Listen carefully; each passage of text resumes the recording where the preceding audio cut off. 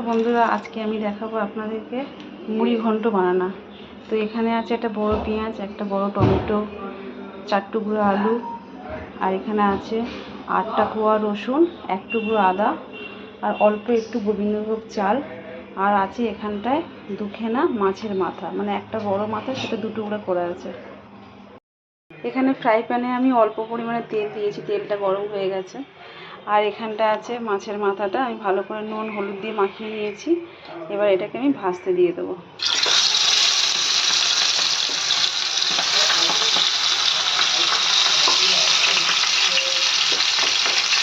এটা ভালো করে লাল করে ভাজতে লাগবে।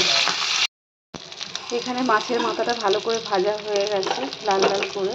মাছটা আমি এবারে তুলে ফেলবো।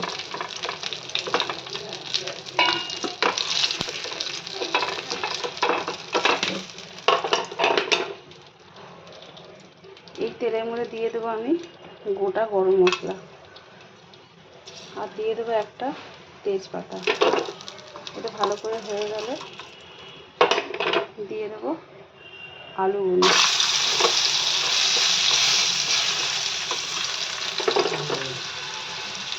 তারপরে দিয়ে দেবো কুচনো পেঁয়াজ। সবগুলো একসঙ্গে লাল হয়ে যাবে।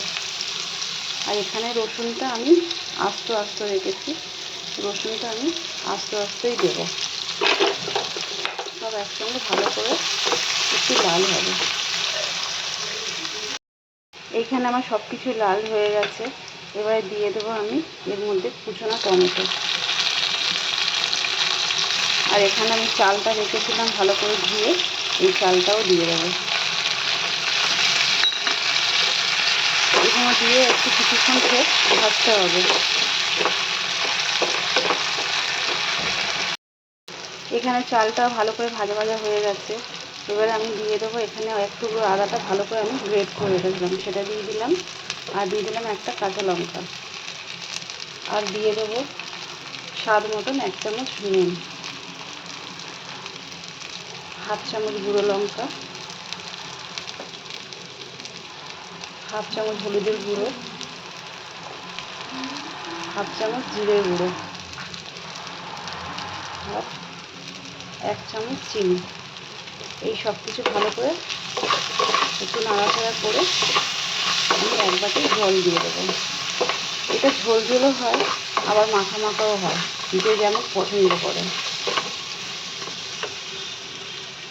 এখানে মশলাটা খুব ভালো করে কষানো হয়ে গেছে। এবার আমি দিয়ে দেবো 1 বাটি জল।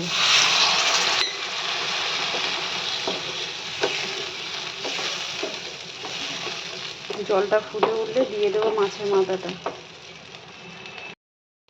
এখানে জলটা ভালো করে ফুটে গেছে। এবারে আমি দিয়ে দেবো মাছের মাথাগুলো।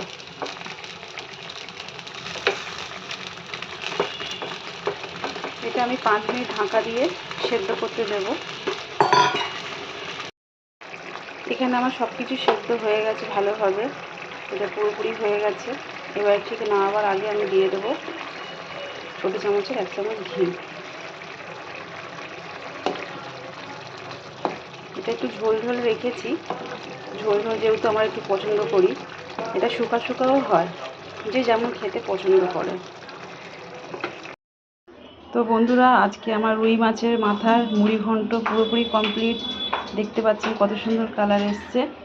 আপনারা বাড়িতে খেয়ে দেখবেন, ভালো লাগবে তো লাইক করবেন, শেয়ার করবেন। আজকে আমি এখানে শেষ করছি। ধন্যবাদ।